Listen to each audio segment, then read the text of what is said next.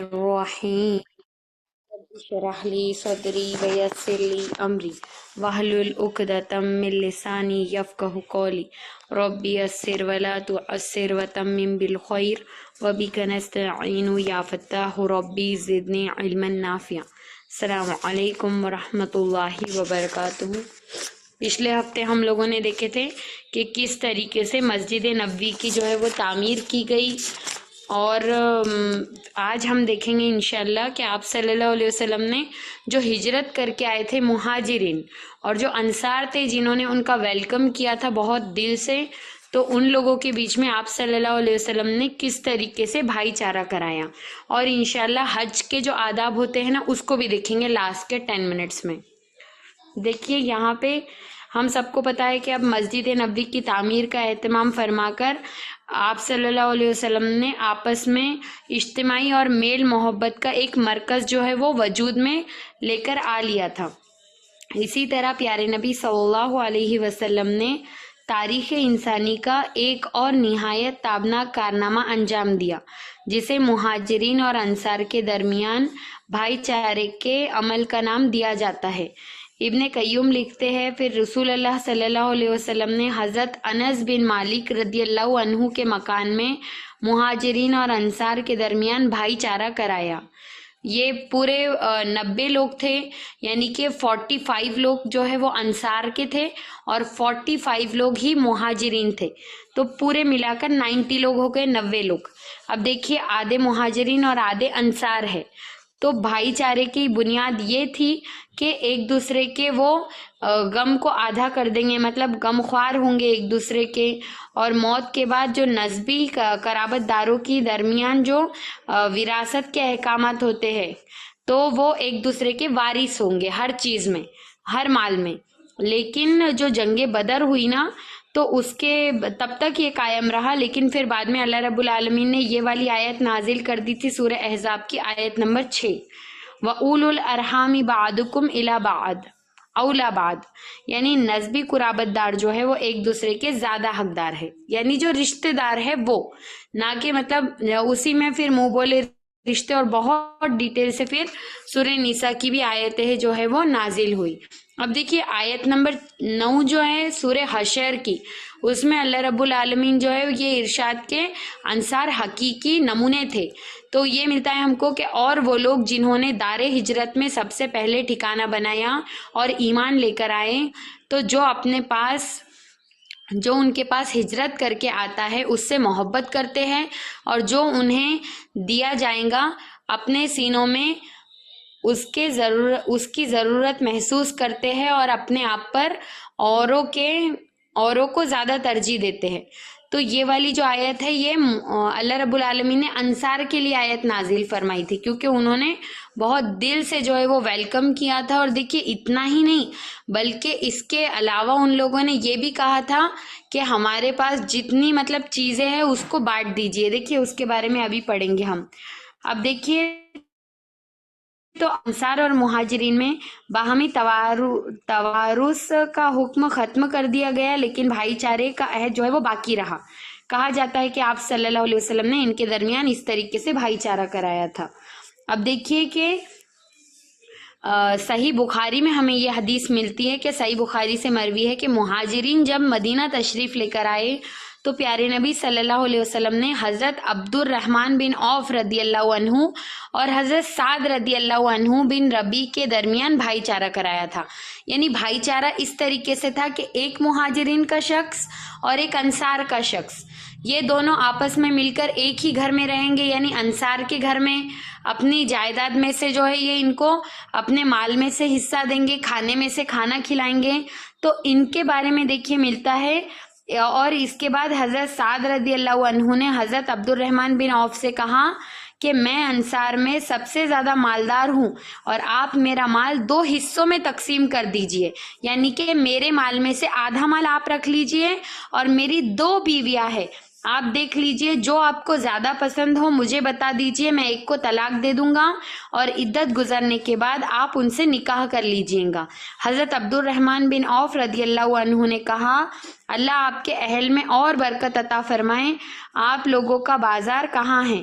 लोगों ने उन्हें बनु कैनुका का बाजार बता दिया। वो वापस आए तो उनके पास कुछ पनीर और घी था, और फिर इसके बाद वो रोजाना जाते रहे।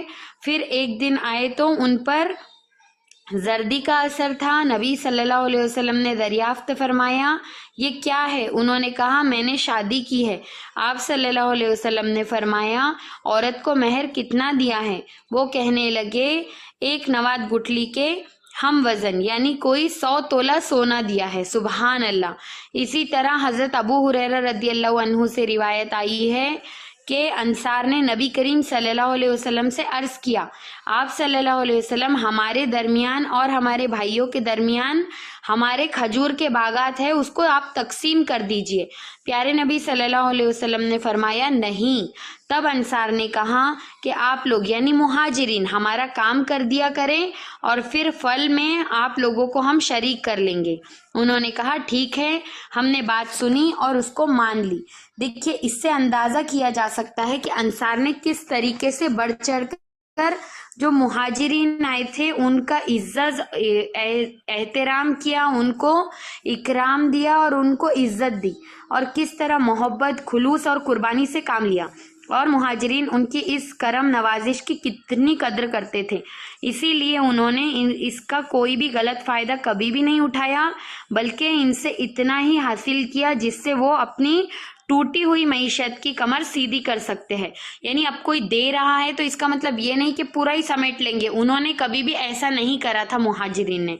अब देखिए, और हक ये है कि ये भाईचारा, हिकमत, हकीमाना सियासत और मुसलमानों को पेश आने वाले बहुत सारे मसाइल का एक बेहतरीन हल भी बना।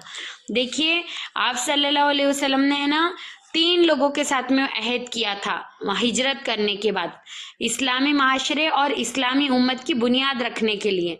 एक था मुसलमानों के साथ, दूसरा था मुशरिकीन के साथ, और तीसरा था यहूद के साथ। तो देखिए, सबसे पहले जो मुसलमानों के साथ प्यारे नबी सल्लल्लाहु अलैहि वसल्लम ने अहद किया था, तो उसके बारे में देखते हैं। रसूलुल्लाह सल्लल्लाहु अलैहि वसल्लम ने एक और अहद और पैमान कराया जिसके जरिए से सारी जाहिलियत जो है वो खत्म हो जाए। ये तहरीर है मोहम्मद सल्लल्लाहु अलैहि वसल्लम की जानिब से कुरैशी, यसरबी और उनके ताबे होकर उनके साथ लायक होने वाले जिहाद करने वाले मोमिनीन और मुसलमानों के दरमियान। सबसे पहले तो ये कि इंसानों से अलग वो एक उम्मत है। सबसे पहले चीज उनको ये समझाई कि आप इंसान तो है ही, लेकिन उससे भी बढ़कर आप एक उम्मत है। देखिए, इसमें हमारे लिए इतना प्यारा सबक है, आप सिर्फ नसीहतें सुनते जाएं। इसमें तो बहुत सारी है, लेकिन बस मैं कुछ ही आप लोगों के सामने पेश कर रही हूँ। दूसरी करवाई कि ये सब उनके सबके हाथ इस शख्स के खिलाफ होंगे, चाहे वो उनमें से किसी का लड़का ही क्यों ना हो, यानी ओहदा नहीं देखा जाएगा। चाहे वो कोई कितने भी बड़े शख्स की औलाद होंगी, अगर वो गुनहगार होगा तो उसको सजा दी जाएगी।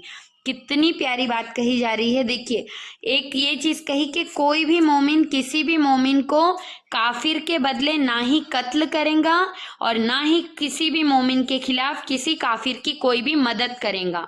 सुबहान अल्लाह। फिर चौथा ये फरमाया, और अल्लाह के जिम्मे अहद एक ही होगा। एक मामूली सा आदमी का दिया हुआ जिम्मा भी सारे मुसलमानों के लिए लागू हो जाएगा। जो यहूद हमारे पैरोकार हो जाएंगे उनकी मदद की जाएगी और वो दूसरे मुसलमानों की जैसे ही होंगे। यानी ये नहीं समझा जाएगा कि वो यहूद है, उन पर जुल्म किया जाएगा और ना ही उनके खिलाफ कोई भी ताउन किया जाएगा। देखिए, मतलब है ना, लोगों के लिए बहुत मुश्किल होता है कि दूसरे लोगों से निकलकर जो लोग आते हैं उनको अपने साथ शामिल करना, लेकिन आप सल्लल्लाहु अलैहि वसल्लम के बारे में हम लीडरशिप क्वालिटी को देखेंगे आगे भी जाकर कि प्यारे नबी सल्लल्लाहु अलैहि वसल्लम ने हमेशा लोगों के जाहिर को देखा, उनके बातिन को लेकर कभी भी कोई भी बात नहीं की। हमारे साथ क्या होता है, हम लोगों के अंदर की बातों को ढूंढना शुरू करते हैं। हम क्या बोलते हैं, नहीं ये इस तरीके से दिखा रहा है, लेकिन ये ऐसा शख्स नहीं होगा। लेकिन इससे बहुत बड़ा सबक मिलता है हमको कि चाहे हमारे अंदर कितने भी कोई इख्तिलाफ क्यों ना हो जाए, लेकिन हमेशा हम एक उम्मत बन के रहेंगे। देखिए, आज हम लोगों ने फिरका वारियत को बढ़ावा देकर ये कनेक्शन तो पैदा कर लिया है कि तुम तबलीग जमात वाले हो, हम सुन्नी जमात वाले, फला इंसान अहले हदीस हैं, लेकिन इसकी वजह से दूसरे लोग हमारा फायदा उठा रहे हैं बहुत ज्यादा। तो हमें बहुत ज्यादा समझने की कोशिश करना है।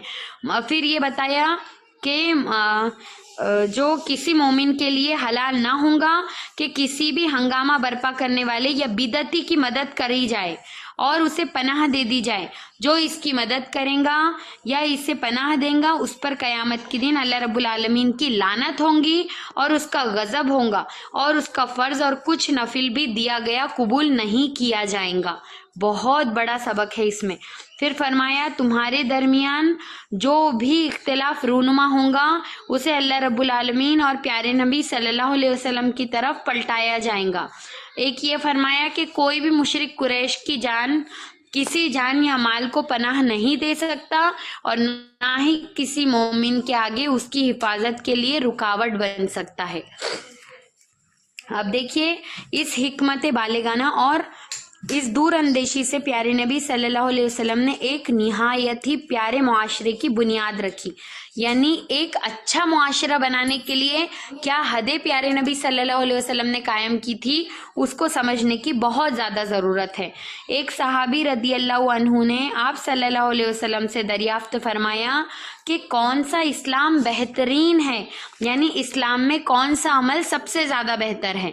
तो प्यारे नबी सल्लल्लाहु अलैहि वसल्लम ने फरमाया कि तुम लोगों को खाना खिलाओ और सभी को सलाम करो, यानी कि सलाम में पहल करने का हमेशा हुक्म दिया प्यारे नबी सल्लल्लाहु अलैहि वसल्लम ने। हज़रत अब्दुल्ला बिन सलाम रदी अल्लाह अन्हु का बयान है कि जब नबी सल्लल्लाहु अलैहि वसल्लम मदीना तशरीफ़ लाए तो मैं आप सल्लल्लाहु अलैहि वसल्लम की खिदमत में हाजिर हुआ। जब मैंने आप सल्लल्लाहु अलैहि वसल्लम का चेहरे मुबारक देखा तो अच्छी तरह समझ गया कि ये किसी झूठे आदमी का चेहरा हो ही नहीं सकता। सुबहान अल्लाह। फिर आप सल्लल्लाहु अलैहि वसल्लम से मैंने पहली बात जो इरशाद फरमाई वो ये थी, ऐ लोगो सलाम फैलाओ, खाना खिलाओ, सिला रहमी करो और रात में जब लोग सो रहे हो तो तुम नमाज पढ़ो। यानी तहज्जुद का जिक्र किया जा रहा है इसमें। और जन्नत में सलामती के साथ दाखिल हो जाओ। सुभान अल्लाह। अब कुछ ऐसे तरीके उन्होंने बताए कि प्यारे नबी सल्लल्लाहु अलैहि वसल्लम किन किन चीज़ों को हमें करने का हुक्म दिया करते थे। देखिए प्यारे नबी सल्लल्लाहु अलैहि वसल्लम फरमाते थे वो शख्स कभी भी जन्नत में दाखिल नहीं होगा जिसका पड़ोसी उसकी शरारतों से और तबाहकारियों से महफूज ना रहे। अल्लाह अकबर।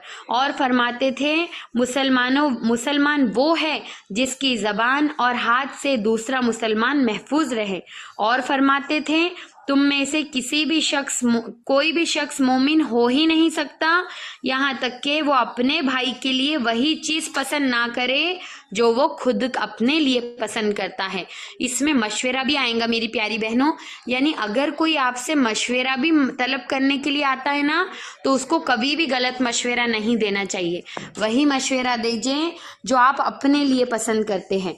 और प्यारे नबी सल्लल्लाहु अलैहि वसल्लम फरमाया करते थे कि सारे मोमिनीन एक आदमी की तरह है। यानी अगर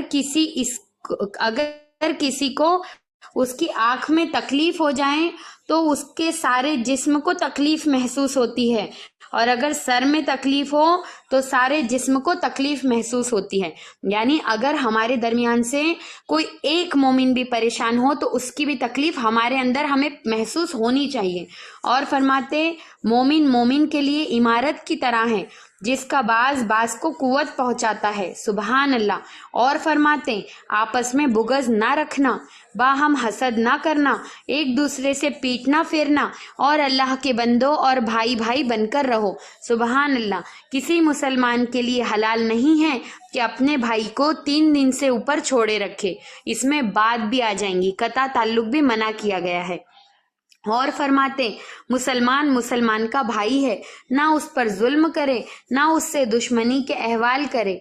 और जो शख्स अपने भाई की हाजत में कोशिश होगा अल्लाह उसकी हाजत में होगा।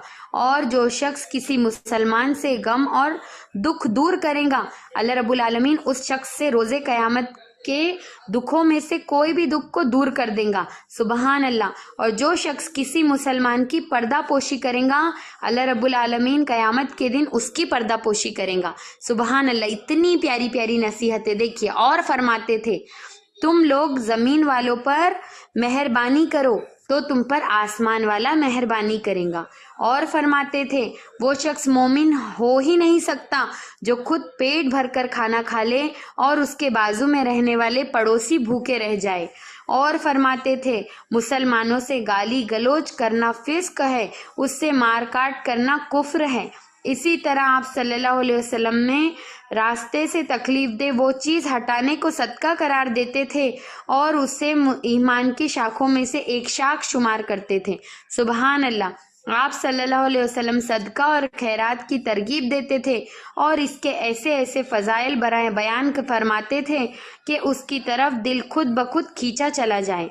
चुनांचा आप सल्लल्लाहु अलैहि वसल्लम फरमाते कि सदका गुनाहों को ऐसे बुझा देता है जैसे पानी आग को, और सदका जो है ना वो अल्लाह रब्बुल आलमीन के गुस्से को भी ठंडा कर देता है।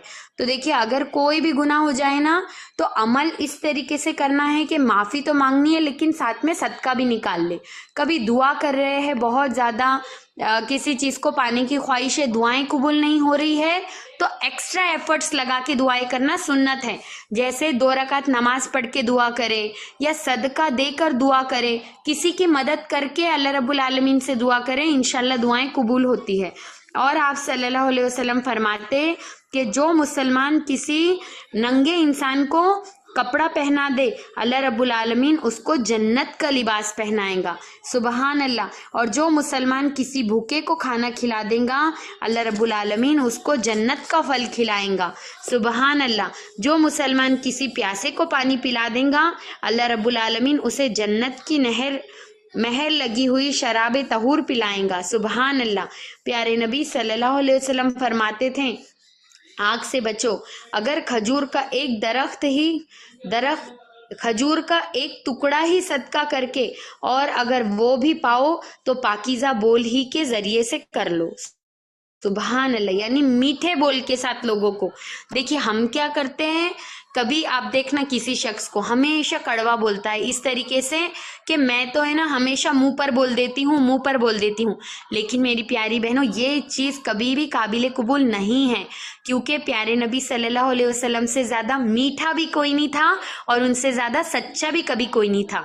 तो अगर सच्चाई को बोलना भी है ना तो मिठास के साथ बोले और अच्छे तरीके से। कभी भी हमेशा कड़वा बोलना ज़रूरी नहीं है कि मैं जो बोलती हूँ वो मुंह पर बोलती हूँ, नहीं, बल्कि उस कड़वाहट को अपने अंदर पीना भी सीखें। और इसी के पहलू ब पहलू दूसरी तरफ आप सल्लल्लाहु अलैहि वसल्लम मांगने से परहेज की भी बहुत ज़्यादा ताकीद फरमाते थे। सब्र और कनात की फजीलतें सुनाते और सवाल करने वाले साइल के चेहरे के लिए नोच खराश और जख्म करार देते थे। अलबत्ता इससे उस शख्स को मुस्तस्ना करार दिया गया है जो हद दर्जा मजबूर होकर सवाल करे। यानी देखिए, सवाल करना आप सल्लल्लाहु अलैहि वसल्लम ने मना फरमाया है सवाल करने से किसी को भी, जैसे साइल आते हैं। लेकिन व अम्मा साइला फला तनहर, यानी साइल को कभी झिड़कना भी नहीं चाहिए हमको। देखिए, हो सकता है एक साइल ऐसा भी हो सकता है जो आया है बिन फिजूल का मांग रहा है, और एक साइल ऐसा भी हो सकता है जो बहुत ज़्यादा मजबूर हो, जिसको सच में बहुत ज़्यादा ज़रूरत हो। अब हम चेहरे को देखकर तो पता नहीं लगा सकते, इसलिए हाँ, उसको कुछ नसीहतें ज़रूर कर दे और फिर मदद भी कर दे इंशाल्लाह, ठीक है। इसी तरह प्यारे नबी सल्लल्लाहु अलैहि वसल्लम ये भी बयान फरमाते थे कि किन इबादत की क्या फ़ज़ाइल है और अल्लाह के नज़दीक क्या उसका अजर सवाब है, सुबहान अल्लाह। फिर आप सल्लल्लाहु अलैहि वसल्लम पर आसमान से जो वही नाजिल होती थी, आप इससे मुसलमानों को बहुत बड़ी पुख्तगी के साथ मरबूत करते थे। आप सल्लल्लाहु अलैहि वसल्लम वो वही मुसलमानों को पढ़कर सुनाते और मुसलमान भी आप सल्लल्लाहु अलैहि वसल्लम को पढ़ता हुआ सुनते थे, इस पर अमल भी करते थे, सुबहान अल्लाह। इसी तरह रसूल अल्लाह सल्लल्लाहु अलैहि वसल्लम ने मुसलमानों के अखलाकियात बुलंद किए, उनकी सलाहियतों को उरूज दिया और उन्हें बुलंद तरीन किरदार का मालिक बनाया। यानी یہ حکمت ہوتی ہے. دیکھیے ہر کسی کو آپ صلی اللہ علیہ وسلم کا طریقہ دیکھیے آپ سکھانے کا کیا ہے. مطلب محبت کے ساتھ شعور کے ساتھ لے کر بیٹھتے مجلس میں اور تھوڑی تھوڑی چیزوں کو ان کے اندر ڈالتے. اس سے ہے نا ہمارے لیے بھی اتنا پیارا سبق ہے کہ مطلب اگر ہم کو اپنے بچوں کے لیے بھی کام کرنا ہے اپنے گھر میں تو محبت اور حکمت کے ساتھ کرنا ہے. یعنی ہر وقت ایسا نہیں ہو سکتا کہ آپ بس اپنے بچوں کو بول دیں گے کہ یہ کر لو بیٹا اور بچے آپ کی بات نہیں سن رہے ہیں. اور مطلب ٹھیک ہے ہم کچھ خواہشیں پوری کر دیں لیکن ان کو نہ بولنے کی بھی عادت ڈالے. اب آج کل کا معاشرہ ایسا ہو گیا ہے کہ ہم نے اپنے بچوں کو سونے کا نوالا کھلا رہے ہیں اور چاندی کی چمچ دے کر ان کی ہر خواہش کو پورا کر رہے ہیں. یعنی ہر بچہ اگر پیدا ہوا ہے تو بچپن سے اس کے منہ میں چاندی کا چمچ ہے. ایسا بھی نہیں ہونا چاہیے. اور اگر اپنے بچے نہیں مانتے ہیں نا کسی بات کو تو اس کو پیار اور محبت سے سکھانا ہے. پھر دوسری چیز یہ مطلب ہے نا ایسا ہم لوگ جب انٹلیکچوئل میٹ ہوئی تھی نا اور میں ناگپور گئی تھی تب تو ہم لوگوں نے اس چیز کو فیس کیا تھا. ہم نے ہماری باجی سے وہاں پر پوچھے تھے جب نماز کا وہ سیشن لے رہے تھے کہ ہمیں اپنے بچوں کو سکھانا تھوڑا مشکل ہو جاتا ہے نماز کے بارے میں. بچے اکثر منع کر دیتے ہیں. تو انہوں نے اتنی پیاری چیز بتائی تھی وحیدہ سید میم نے کہ ہم کو پیارے نبی صلی اللہ علیہ وسلم سے سیکھنے کے لیے ملتا ہے کہ آپ صلی اللہ علیہ وسلم نے خود عمل کر کے لوگوں کو یہ ساری چیزیں سکھائی ہے. اب دیکھیے کردار کا ہمارے بہت بڑا اثر ہوتا ہے ہماری اپنی اولاد پر. یعنی ہم جو کرتے ہیں نا وہ جب ہم کو کرتا ہوا دیکھتے ہیں تب ان پہ یہ چیزیں اثر انداز ہوتی ہے. تو نماز کو بیٹھیں تو ساتھ میں لے کر بیٹھنا ہے. یعنی سکھانا ہے ان کو کہ بیٹا آپ بھی ہمارے ساتھ بیٹھ جاؤ. جب بچپن سے آپ یہ ساری چیزیں ان کے اندر ڈالیں گے نا تو ان کے اندر بہت خلوص آئے گا انشاءاللہ. پھر دیکھیے آپ صلی اللہ علیہ وسلم ہے نا جو ہے وہ انسانی تاریخ میں انبیاء کے بعد فضل و کمال کی بنیاد سے سب سے بلند چوٹی کا نمونہ بن گئے. حضرت عبداللہ مسعود رضی اللہ عنہ فرماتے ہیں کہ جس شخص کو طریقہ اختیار کرنا ہو وہ گزرے ہوئے لوگوں کا طریقہ اختیار کریں کیونکہ زندہ کے بارے میں فتنے کا اندیشہ ہو سکتا ہے. وہ لوگ نبی صلی اللہ علیہ وسلم کے ساتھی تھے. اس امت میں سب سے افضل سب سے نیک دل اور سب سے گہرے علم کے مالک اور سب سے زیادہ بے تکلف اللہ نے انہیں ہی یعنی اپنے نبی کی رفاقت اور اپنے دین کی اقامت کے لیے منتخب کیا. لہٰذا ان کا فضل پہچانو, ان کے نقش قدم کی پیروی کرو اور جس قدر ممکن ہو ان کے اخلاق اور سیرت کو جو ہے اس سے تمسک حاصل کرو کیونکہ وہ لوگ ہدایت میں صراط مستقیم پر تھے. اب یعنی کہ صحابہ اکرام اجمعین اور پیارے نبی صلی اللہ علیہ وسلم. پھر ہمارے رہبر اعظم صلی اللہ علیہ وسلم خود بھی ایسی ظاہری خوبیوں کمالات اور صلاحیتوں کے مالک تھے اور دل خود بخود آپ صلی اللہ علیہ وسلم کی جانب ان لوگوں کا بھی کھینچا چلا جاتا تھا. تو ہمارا بھی کھینچنا چاہیے اور جانے قربان کرنے کو وہ مطلب کھڑے ہو جاتے تھے کسی بھی بات میں. تو چنانچہ آپ صلی اللہ علیہ وسلم کے زبان مبارک سے جو بھی کلمہ صادر ہوتا صحابہ اکرام اجمعین دوڑ لگاتے تھے اس پر عمل کرنے کے لیے. تبھی تو اللہ رب العالمین نے انہیں اتنا پیارا خطاب دیا تھا. جانتے بھی ہیں آپ سب لوگ کتنا پیارا خطاب سے ان کو نوازا گیا. رضی اللہ عنہم ورضوان یہ والا خطاب دیا تھا اللہ رب العالمین نے پیارے ان لوگوں کو صحابہ اکرام اجمعین کو کہ وہ اللہ سے راضی ہوئے اور اللہ ان سے راضی ہوا. سبحان اللہ. اللہ رب العالمین ایسے لوگوں میں ہمیں بھی شمار کر لیں انشاءاللہ. آمین. اسی طرح کی کوششوں کی بدولت نبی صلی اللہ علیہ وسلم مدینے کے اندر ایک ایسا معاشرہ تشکیل کرنے میں کامیاب ہو گئے جو تاریخ کا سب سے زیادہ باکمال اور شرف سے بھرپور معاشرہ بنا. اب دیکھیے اس کے بعد جو یہودیوں کے ساتھ معاہدہ کیا تھا پیارے نبی صلی اللہ علیہ وسلم نے وہ بھی بہت پیارا معاہدہ تھا. ہاں بات یہ تھی کہ ان لوگوں نے اس معاہدے کو توڑ دیا تھا, کبھی بھی عمل نہیں کرا. یہ معاہدہ تھا کہ جب نبی صلی اللہ علیہ وسلم ہجرت کر کے آئے تو جب مسلمانوں کے درمیان عقیدے اور سیاست اور نظام کی وحدت کے ذریعے سے ایک نئے اسلام کی بنیاد رکھی تو غیر مسلموں کے ساتھ اپنے تعلقات منظم کرنے کی طرف متوجہ ہوئے. جیسا کہ ہم پہلے بھی دیکھ چکے ہیں, ہمیں پتہ ہے کہ مدینے کے سب سے قریب ترین اگر کوئی شخص تھے تو وہ لوگ تھے یہودی لوگ. یہ لوگ اگرچہ ہے نا پردے مسلمانوں سے دشمنی رکھتے تھے, منہ پر ظاہر نہیں کرتے تھے, لیکن انہوں نے اب تک کسی بھی جھگڑے کا ان لوگوں سے اظہار نہیں کیا تھا. اسی لیے رسول اللہ صلی اللہ علیہ وسلم نے ان کے ساتھ بھی معاہدہ منعقد کیا اور انہیں دین اور مذہب اور جان و مال کے متعلق آزادی دے دی تھی. یعنی اگر یہ ایمان لانا چاہے تو لا سکتے ہیں, نہیں لانا ہے تو کوئی بات نہیں. اور جلا وطنی یا جھگڑے کی سیاست کا کوئی بھی رخ ان کے لیے اختیار نہیں کیا گیا تھا. ابھی ان کو جلا وطن نہیں کیا گیا, لیکن بعد میں کیا گیا, ہم دیکھیں گے اس کو بھی. یہ معاہدہ اس معاہدے کے ضمن میں ہوا تھا کہ جو خود مسلمانوں کے درمیان آپس میں طے پایا تھا, جس کا ذکر قریب ہی گزر چکا ہے. آگے اس معاہدے کی اہم دفعات پیش کی جا رہی ہے. بنو اوف کے یہود مسلمانوں کے ساتھ مل کر ایک ہی امت ہوں گے. یہود اپنے دین پر عمل کریں گے اور مسلمان اپنے دین پر عمل کریں گے. خود ان کا بھی یہی حق ہوگا اور ان کے غلاموں اور متعلقین کا بھی یہی حق ہوگا, اور اس کے علاوہ وہ دوسرے یہود کے بھی یہی حقوق کے مالک ہوں گے. پھر ایک اور چیز یہ کہ یہود اپنے اخراجات کی ذمہ دار خود ہوں گے اور مسلمان اپنے اخراجات کے خود مالک ہوں گے. یعنی اپنا پیسہ اپنے اوپر وہ خود خرچ کر سکتے ہیں, اور جو طاقت اس معاہدے کے کسی فریق سے جنگ کریں گی سب اس کے خلاف آپس میں تعاون کریں گے. یعنی کہ پیارے نبی صلی اللہ علیہ وسلم نے ان لوگوں سے ایک تو یہ معاہدہ کیا تھا, ایزی لینگویج میں بتاتی ہوں آپ کو, کہ اگر دشمن ہمارے خلاف کوئی بھی سازش کریں گے, جیسے مشرکین مکہ اگر کوئی سازش کرتے ہیں تو اگر یہودیوں کو ہمارا ساتھ نہیں دینا ہے تو نہ دے, لیکن ان کا بھی ساتھ نہ دے. سمجھ میں آ رہی ہے بات؟ یعنی اگر وہ ہمارے ساتھ جھگڑا کریں گے تو ہم ان کو نپٹ لیں گے, لیکن آپ ہمارے راستے میں نہیں آئیں گے. لیکن ان لوگوں نے اس معاہدے کو توڑا, یعنی ہمیشہ پیش رہیں, ان کی خبریں پہنچایا کرتے تھے مشرکین مکہ تک. آگے دیکھیں گے انشاءاللہ اس کو بھی کیسے خطوط لکھا کرتے تھے. پھر ایک معاہدہ یہ کیا کہ کوئی بھی آدمی اپنے حلیف کی وجہ سے مجرم نہیں ٹھہرایا جائے گا, یعنی اپنے ساتھیوں کے ساتھ. جب تک جنگ برپا ہوں گی یہود بھی مسلمانوں کے ساتھ خرچ کو برداشت کریں گے.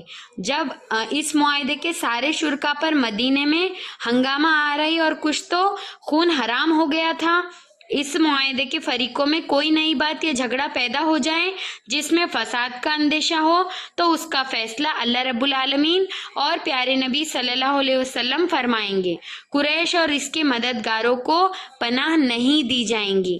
مطلب ان کو اب قریش مکہ اگر کوئی سازش کریں گے تو ان کو پناہ بھی نہیں دی جائیں گی. یہاں جو لوگ یثرب پر دھابا بول دیں گے اس سے لڑنے کے لیے سب آپس میں تعاون کریں گے, ہر فریق اپنے اپنے اطراف کا دفاع کریں گے. اب دیکھیے, یعنی کہ اگر آپس میں ان لوگوں کی کوئی پلاننگ بھی ہوں گی تو ان پلاننگز کو بھی یہود کبھی بھی مشرکین مکہ تک نہیں پہنچائیں گے, لیکن یہ بھی ان لوگوں نے کرا تھا. یہ معاہدہ کسی ظالم یا مجرم کے لیے آڑ نہیں بنے گا. اس معاہدے کے طے ہو جانے سے مدینے اور اس کے اطراف اور وفاقی حکومت بن گئے, اور جس کا دارالحکومت جو ہے وہ مدینہ بن گیا. سبحان اللہ. اس کے سربراہ جو ہے وہ آپ صلی اللہ علیہ وسلم تھے, اور جس میں کلمہ نافذہ اور غالب حکمرانی مسلمانوں کی تھی, اور اسی طرح مدینہ واقعتاً اسلام کا دارالحکومت بھی بن گیا. امن اور سلامتی کے دائرے کو مزید وسعت دینے کے لیے نبی صلی اللہ علیہ وسلم نے آئندہ دوسرے قبائل سے بھی حالات کے مطابق اسی طرح کے معاہدے کیے, جس میں بعض کا ذکر ہم کو آگے چل کر پتہ چلے گا. اب انشاءاللہ اگلے ہفتے اس سیشن کو آگے کمپلیٹ کریں گے. پہلے ہم حج کے آداب کو دیکھیں گے. آج تو میری 4 بجے دوسری بیچ نہیں ہے, تو انشاءاللہ آج بھلے 10 منٹس ہمیں 5 to 10 منٹس اگر اوپر بھی لگتے ہیں نا تو آپ تھوڑا سا مجھے سپورٹ کریے گا. دیکھیے حج کے آداب میں ہے نا کچھ ایسی چیزیں میرے سامنے آئی جو میں آپ کے ساتھ بھی شیئر کرنا چاہتی ہوں. کچھ چیزیں تو ہم کو پہلے سے پتا ہے تو ہم پوری ہی لیں گے. حج کرنے میں کبھی بھی ہمیں دیر نہیں کرنی ہے, یعنی اگر آپ کے پاس اتنا مال آ گیا ہے کہ آپ حج کر سکتے ہیں تو پھر ہمیں زبردستی اس کو ڈیلے نہیں کرنا ہے. جب اللہ رب العالمین اتنا دے دے کہ ہم اچھے سے زندگی بسر کر رہے ہیں, اپنے خوشگوار فریضے کو ادا کر سکے, تو پہلی فرصت میں انشاءاللہ रवाना हो जाना चाहिए। जिंदगी का कोई भी भरोसा नहीं है कि आप इस फरीजे को इससे आने वाले अगले साल पर अगर टाल दे तो आप जिंदा रहेंगे या नहीं, है ना। आज तो हम देखते हैं कि कितने जवान लोग जो है वो गुजर जा रहे हैं, किसी की भी जिंदगी का भरोसा नहीं है। सूरह आले इमरान की आयत है, वलिल्लाहि अलन नासी हिज्जुल बैति मन इस्तताअ इलैहि सबीला वमन कफर फइन्नल्लाह गनियुन अनिल आलमीन। और लोगों पर खुदा का ये हक है जो इसके घर तक पहुंचने की इस्तिताअत रखता हो वो इसका हज करे, और जो इसकी हुक्म की पैरवी से इनकार करे तो उसे मालूम होना चाहिए कि अल्लाह रब्बुल आलमीन सारे जहान वालों से बेनियाज है। इंसान की इससे बड़ी तबाही और महरूमी क्या होंगी कि अल्लाह रब्बुल आलमीन उनसे बेनियाज हो जाए और बेताल्लुकी का ऐलान फरमा दे। फिर इसके बाद देखिए एक और जो है हमको आयत मिलती है सूरह बकरा की 196, व अतिम्मुल हज्जा वल उम्रता लिल्लाह। हज और उम्रे को महज अल्लाह रब्बुल आलमीन की खुशनुदी के लिए पूरा करो। और नबी सल्लल्लाहु अलैहि वसल्लम का इरशाद है, हज मबरूर का सिला तो जन्नत से कम ही नहीं है। सुबहान अल्लाह। देखिए हज को जाने की वुसत ना हो तब भी अल्लाह रब्बुल आलमीन के घर को देखने की हमें तमन्ना करनी चाहिए और रोज़े रसूल पर सलाम पढ़ने की आरजू और हज से पैदा होने वाले इब्राहिमी जज्बात से अपने सीने को आबाद और मुनव्वर रखिए। इन जज्बात के बगैर कोई भी सीना मोमिन का सीना नहीं है बल्कि एक वीरान खंडर है। नबी सल्लल्लाहु अलैहि वसल्लम का इरशाद है, हज और उम्रे के लिए जाने वाले अल्लाह के मेहमान होते हैं, यानी अल्लाह रब्बुल आलमीन खुद फरमाते हैं कि वो मेरा मेहमान है। और वो खुदा से दुआ करें तो अल्लाह रब्बुल आलमीन कबूल फरमाता है और मगफिरत तलब करे तो बख्श देता। फिर देखिए कि हज के लिए बेहतरीन ज़ादेरा साथ लीजिए। बेहतरीन ज़ादेरा तकवा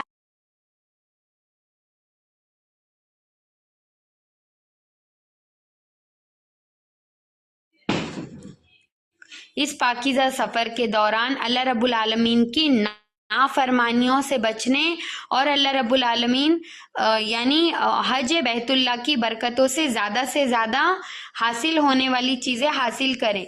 और जो हर हाल में अल्लाह रब्बुल आलमीन से डरता है उसकी खुशनुदी हासिल करने वाला जज्बा रखें।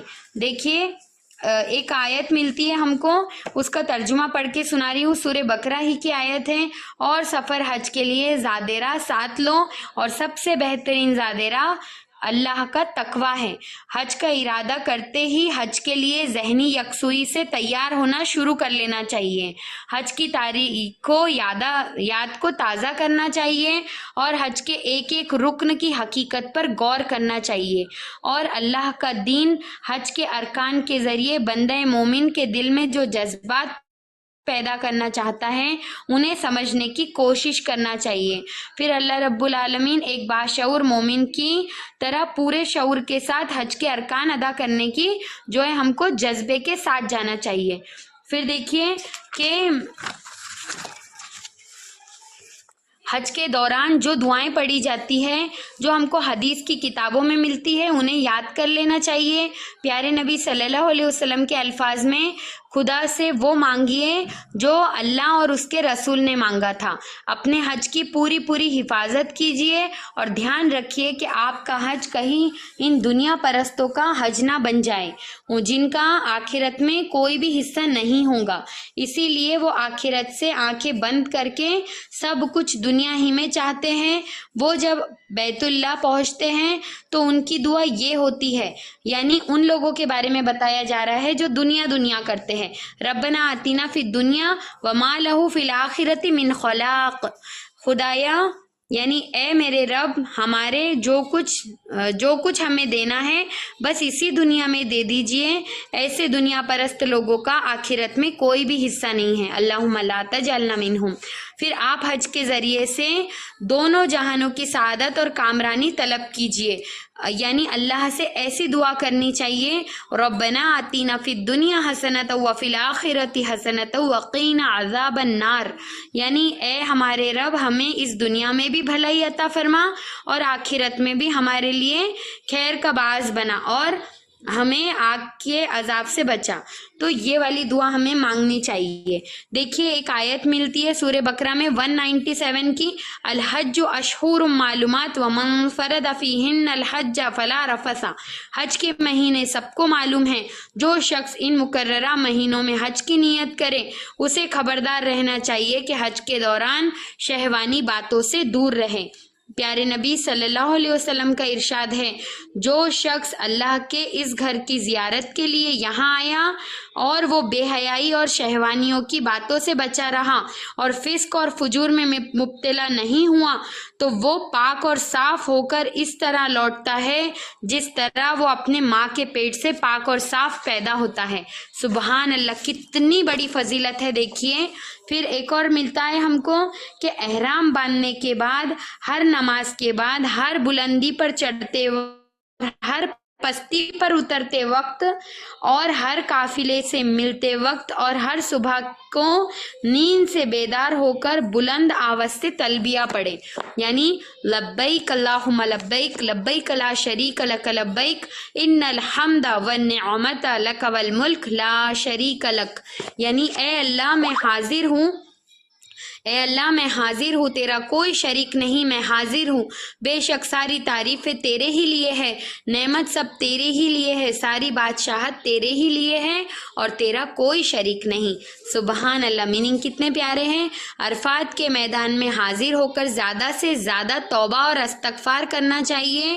قرآن کی ہدایت ہے، ثم افیدوا من حیث افاض الناس واستغفروا اللہ ان اللہ غفور الرحیم، پھر تم اہل مکہ بھی وہیں سے پلٹو جہاں سے اور سارے لوگ پلٹتے ہیں اور اللہ سے مغفرت چاہو، بلا شبہ اللہ بہت زیادہ معاف فرمانے والا ہے اور بہت زیادہ رحم کرنے والا ہے۔ پیارے نبی صلی اللہ علیہ وسلم کا ارشاد ہے، اللہ کے نزدیک عرفے کا دن تمام دنوں سے بہت زیادہ افضل ہے۔ اس دن اللہ رب العالمین آسمان دنیا پر خصوصی طور سے متوجہ ہو کر فرشتوں کے سامنے اپنے حاجی بندوں کی عاجزی اور ان کی درماندگی کی حالت پر فخر کرتا ہے۔ فرشتوں سے فرماتا ہے، فرشتوں دیکھو میرے بندے پریشان ہیں، دھوپ میں ہیں، میرے سامنے کھڑے ہیں، یہ لوگ دور دور سے یہاں تک آئے ہیں، میری رحمت کی امید انہیں یہاں لائی ہے۔ سبحان اللہ، لوز بم آ گئے، حالانکہ انہوں نے میرے غضب کو نہیں دیکھا۔ اس فخر کے بعد اللہ رب العالمین لوگوں کو جہنم کے عذاب سے آزاد کرنے کا حکم دے دیتا ہے اور عرفے کے دن میں اتنے لوگ بخش دیے جاتے ہیں کہ اتنے کسی بھی دن بخشے نہیں جاتے۔ سبحان اللہ، اللہم اجعلنا منہم۔ پھر دیکھیے مینا میں پہنچ کر انہی جذبات کے ساتھ قربانی کی کرنی چاہیے جن جذبات کے ساتھ اللہ رب العالمین کے دوست حضرت ابراہیم خلیل اللہ نے علیہ السلام نے اپنے پیارے بیٹے حضرت اسماعیل علیہ السلام کی گردن پر چھری رکھی تھی، اور قربانی کے ان جذبات کو اپنے دل اور دماغ میں اس طرح طاری کرنا چاہیے کہ زندگی کے ہر میدان میں آپ قربانی پیش کرنے کے لیے تیار رہے اور زندگی واقعی اس عہد کی عملی کی تصویر بن جائے۔ ان الصلاۃ و نسکی و محیای و مماتی للہ رب العالمین لا شریک لہ، بے شک میری نماز، میری قربانی، میرا جینا، میرا مرنا صرف اور صرف اللہ ہی کے لیے ہے جو تمام جہانوں کا رب ہے اور جس کا کوئی شریک نہیں۔ یہ آیت میری پیاری بہنوں اتنی خوبصورت آیت ہے، کبھی اس کی تفسیر سے گزریے گا۔ یعنی ایک انسان جو ہے اگر وہ اچھے طریقے سے دیکھے نا تو اللہ رب العالمین کے لیے وہ کیسے عمل کرتا ہے کہ میری نماز جو میں زندگی میں پڑھ رہی ہوں، یعنی اللہ نے کہا کہ کھڑا ہو جا، اللہ نے کہا جھک جا تو میں جھک گئی، اللہ نے کہا میرے سامنے سجدہ ریز ہو جا تو میں ہو گئی۔ تو ہم جب اتحیات پڑھتے ہیں نا، کبھی اس کو لغت کے اعتبار سے پڑھ کر دیکھیے گا، اتنے پیارے میننگز ہیں۔ تو میری نماز جو میں اعضا اپنے اوپر نیچے کر رہی ہوں اللہ، وہ صرف تیرے لیے ہے۔ میں جو اپنی زندگی میں کسی بھی چیز کی قربانی دے رہی ہوں، یعنی مجھے مال زیادہ پسند ہے، اس کو صدقہ دے کر قربانی کر رہی ہوں، میری نفس کی خواہشوں کو میں اللہ تیرے سامنے قربان کر رہی ہوں، وہ بھی صرف تیرے ہی لیے ہے، میرا جینا اور میرا مرنا صرف تیرے لیے، اور تو تمام جہانوں کا رب ہے جس کا کوئی شریک نہیں۔ تو اللہ رب العالمین ایسے بندے کو کتنا پسند کرے گا میری پیاری بہنوں۔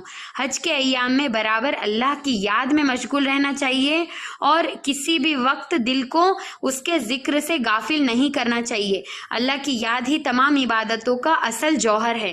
پھر دیکھیے کہ دیکھیے یہاں پر ابراہیم علیہ السلام کی قربانی کا ذکر ہوا نا، تو جب آپ صفا اور مروہ کے پاس جائیں گے نا اور وہاں پر چلیں گے نا، تو اس قربانی کو یاد کریے گا کہ کیسے بی بی ہاجرہ نے جو ہے وہ صفا اور مروہ کی سعی کری تھی، تو ہم بھی کر رہے ہیں، تو اس یاد کو دل میں تازہ کرنا چاہیے۔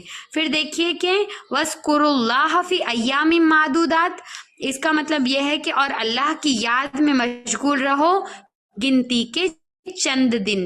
اب ہم گئے ہیں، چند دن ہی تو ہے گنتی کے میرے پیاری بہنوں، آپ جائیں گے نا تب آپ کو پتا چلے گا کہ ایسے وقت گزرتا ہے کہ یہاں آنے کے بعد تو بہت زیادہ یاد آتی ہے اس کی۔ پھر ایک اور آیت ہے سورہ بقرہ ہی کی، فَإِذَا قَضَيْتُم مَّنَاسِكَكُمْ فَاذْكُرُوا اللَّهَ كَذِكْرِكُمْ آبَاءَكُمْ أَوْ أَشَدَّ ذِكْرًا۔ دیکھیے پھر جب تم حج کے تمام ارکان ادا کر لو تو جس طرح پہلے اپنے آبا و اجداد کا ذکر کرتے تھے اسی طرح اب اللہ کا ذکر کرو، بلکہ اس سے بھی زیادہ بڑھ چڑھ کر۔ یعنی یہ مشرکوں کا ہوتا تھا کہ وہ لوگ ہے نا اپنے آبا و اجداد کی بڑائی کو بیان کرتے تھے، تو ہمیں اس سے منع کیا گیا ہے۔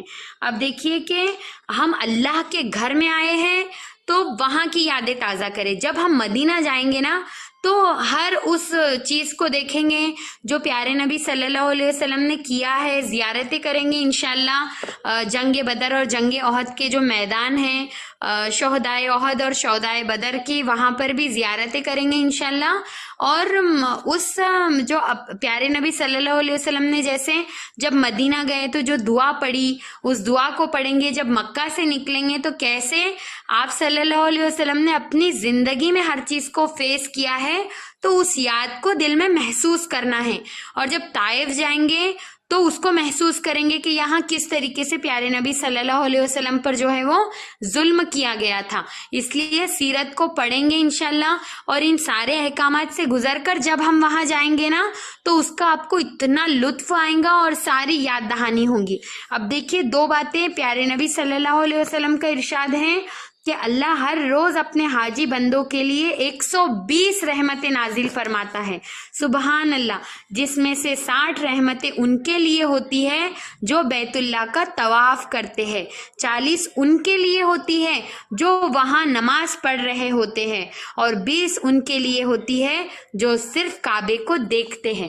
یعنی دیکھنا بھی عبادت ہے میری پیاری بہنوں، سبحان اللہ۔ اور آخری بات پیارے نبی صلی اللہ علیہ وسلم نے فرمایا ہے، یہ ترمذی کی حدیث ہے، کہ جس نے 50 بار بیت اللہ کا طواف کر لیا وہ اپنے گناہوں سے ایسے پاک ہو گیا جیسے اس کی ماں نے اس کو آج ہی جنم دیا ہے، سبحان اللہ۔ یہ ساری باتیں ایسی باتیں ہیں جو ہم کو ابھی سے نوٹ ڈاؤن کر لینا چاہیے۔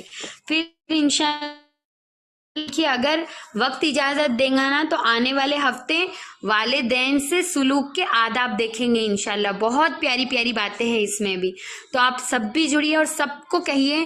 یہ ساری چیزیں ہم جلدی نہیں لیتے ہیں میری پیاری بہنوں، تو سب کو دعوت دیجیے۔